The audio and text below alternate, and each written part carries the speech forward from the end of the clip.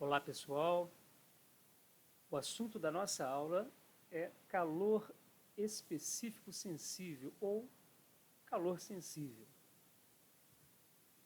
E este assunto ele está inserido num ramo da física chamado calorimetria, que é onde estudamos as trocas de energia entre corpos ou sistemas. Claro, quando essas trocas se dão na forma de calor. Vamos relembrar rapidinho a aula que nós falamos sobre temperatura e calor.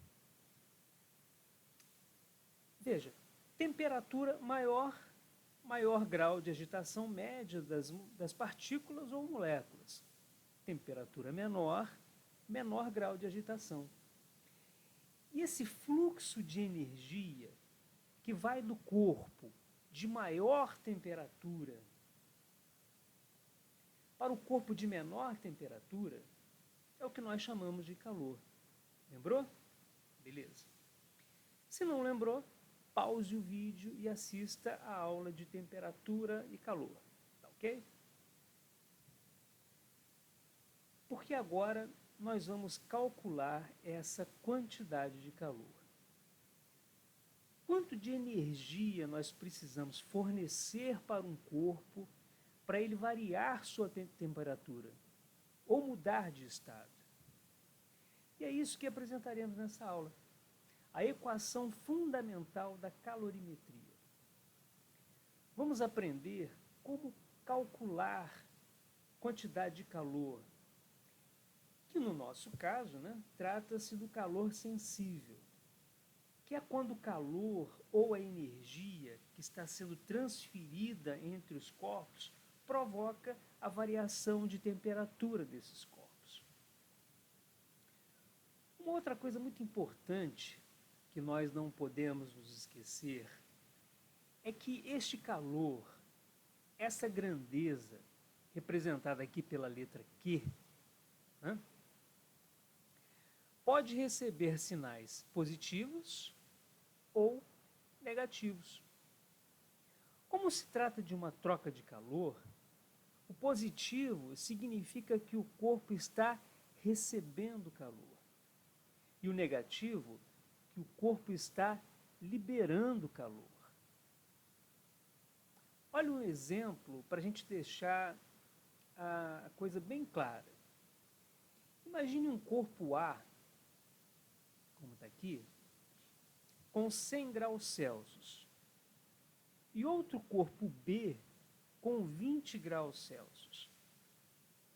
Como o corpo A possui uma temperatura maior, ou seja, uma energia interna térmica maior, ele libera calor para o corpo B. E como o corpo A está liberando calor, ele vai receber o sinal negativo. Como o corpo B, que possui uma temperatura menor, que é a temperatura do corpo A, fazendo uma relação com a temperatura do corpo A, está recebendo essa energia, recebendo esse calor, ele recebe o sinal positivo. E o calor é sensível, gente, porque essa troca de calor que acontece provoca somente a variação de temperatura nos corpos, é claro. Diferentemente do calor latente, que muda o estado dos corpos. Depois assista a aula que eu ensino sobre o calor latente para vocês entenderem melhor o conceito de calor latente. Bom, mas nessa aula nós estamos falando de calor sensível. Então vamos conhecer outras grandezas envolvidas aqui, nessa nossa equação. Vamos começar pela massa, por esse M aqui da equação. A massa do corpo que está perdendo ou ganhando calor. Por exemplo, se eu quiser calcular a quantidade de calor que o corpo A libera, eu uso a massa do corpo A. Mas se eu quiser calcular a quantidade de calor que o corpo B, aqui ó, o corpo B, está recebendo, eu uso a massa, evidentemente, de B. Tranquilo? Olhem, neste exemplo, como a massa faz muita diferença, quando queremos calcular a quantidade de calor, olha só que interessante. Imagina que você coloca num fogão como esse aqui, ó, com duas bocas iguais, queimando a mesma quantidade de gás durante o mesmo tempo. Uma vasilha com 100 ml, aqui, uma vasilhinha de 100 ml, de água em uma das bocas. Depois, a gente vai pegar uma outra vasilha com 10 litros, está aqui, ó, 10 litros de água, e coloque na outra boca do fogão, né, como está aqui. Considerando que a temperatura ambiente está por volta de uns 20 a 30 graus, qual delas,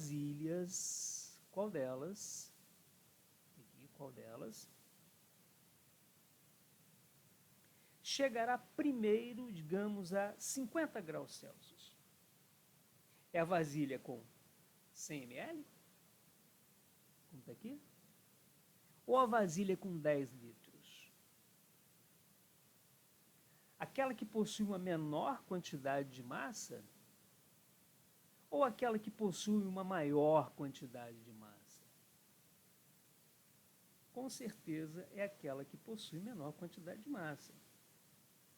Ou seja, um corpo com massa menor vai exigir menor quantidade de energia. Um corpo com massa maior vai exigir maior quantidade de energia, beleza? Bom, vamos deixar para falar do Czinho dessa equação, né, que é o calor específico, daqui a pouquinho, ok? Primeiro nós vamos falar sobre temperatura.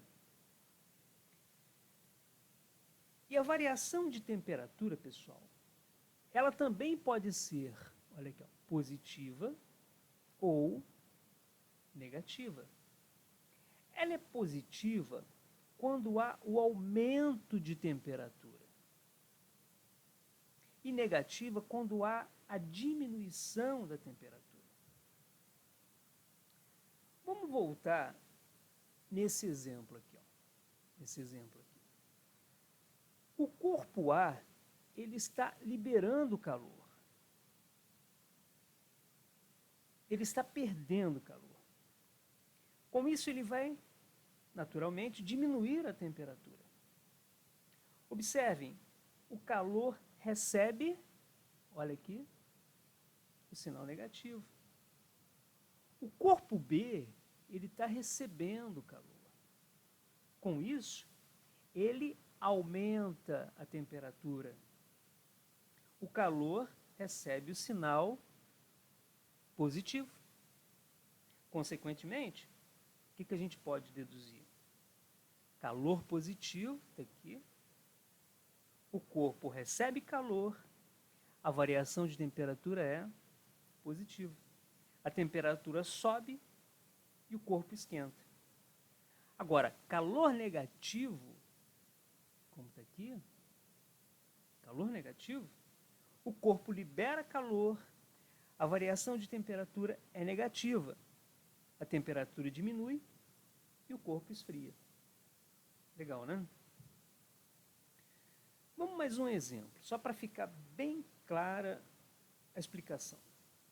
Vamos pegar dois recipientes, como vocês estão vendo aí, com a mesma quantidade de água. Vamos pegar aqui, ó, tem água aqui, a quantidade é a mesma, 1 litro aqui, 1 litro aqui. As duas estão a 30 graus Celsius. Eu quero que a temperatura dessa água aqui, ela chegue a 32 graus Celsius. E a outra, eu quero que chegue a 100 graus Celsius. Bom,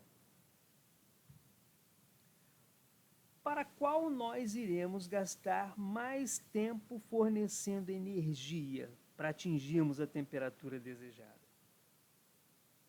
Claro que é aquela que eu vou variar a temperatura de 30 graus Celsius até 100 graus Celsius. Portanto, quanto maior a variação de temperatura que se deseja obter, maior será a quantidade de calor necessária. Por isso, a variação de temperatura é importante para essa equação fundamental da calorimetria. Agora vamos para o calor específico. Calor específico é a característica do material. Cada material possui um valor. Se você fizer uma pesquisa assim simples, rápida na internet, você vai encontrar vários exemplos. Você pode ver aí alguns deles, né?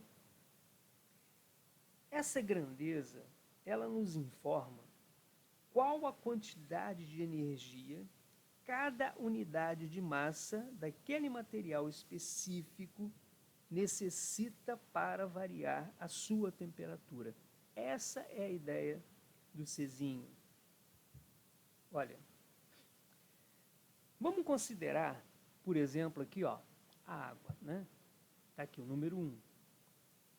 Veja, uma caloria por grama vezes graus Celsius. 1 caloria por grama vezes graus Celsius. O que significa que cada 1 grama de água necessita de 1 caloria de energia para variar a temperatura em 1 grau Celsius. Ou seja, cada graminha que a gente tem de água, para cada graminha de água variar 1 grau Celsius, eu preciso fornecer quanto de energia? Quanto? 1 caloria. 1 caloria de energia. Inclusive, pessoal, cá entre nós, o calor específico da água, ele é o mais simples, se você observar aqui, ó, pelo fato de ser 1, né? E é, sem dúvida, o mais cobrado no Enem e nos vestibulares. E nós temos também aqui outros exemplos que vale também a analogia, né? Como a gente pode ver aqui na nossa tabela. Agora, olha que interessante, pessoal. Imagine que um dos colegas resolveu promover uma feijoada para a turma. Qual a panela esquentará a feijoada mais rápido? A panela de alumínio ou a panela de cobre? Olha só. Está aqui essa feijoada que deu até água na boca, né? Então aqui a gente tem o calor específico do alumínio, 0,22, e a gente tem o calor específico do cobre, 0,09. Muito bem. Qual a panela que vai esquentar mais rápido a feijoada? A de alumínio, que está aqui? Ou a de cobre, que está aqui? Bom, observando na tabela, o cobre, ele possui um menor valor específico. Olha aqui, ó. O cobre, ele possui um menor valor específico do que o alumínio. Portanto, a panela de cobre vai esquentar a feijoada muito mais rápido. Legal, né? Legal. Bom, vamos concluir a aula falando sobre unidades. É muito importante lembrarmos sobre as unidades de medida. No sistema internacional, calor é medido em joule. No entanto, na calorimetria, existe uma unidade muito usada. Falamos muito sobre ela, que é a caloria. E uma caloria corresponde a aproximadamente 4,18 joules. Bom, então, para variação de temperatura, que a gente pode considerar aqui, ó, a partir da nossa equação, né, ó, a variação de temperatura, a unidade no sistema internacional é Kelvin. Mas como nós não utilizamos muito o sistema internacional nessa parte do nosso estudo, A forma de representação mais usual para a gente é aqui, ó, graus Celsius. E no caso da massa, no sistema internacional, utiliza-se quilogramas. No usual, gramas. Para a quantidade de calor, no sistema internacional, utiliza-se joule. E no usual, nós usamos calorias. Por fim, para calor específico, né, o nosso Czinho, no sistema internacional, a gente utiliza o quê? Joule por quilograma vezes Kelvin. Bom, e no usual, nós usamos caloria por grama vezes graus Celsius. Legal, pessoal? Encerramos aqui a nossa aula. E olha, não deixe de assistir a videoaula onde eu resolvo alguns exercícios sobre calor sensível, valeu? Um forte abraço e bons estudos!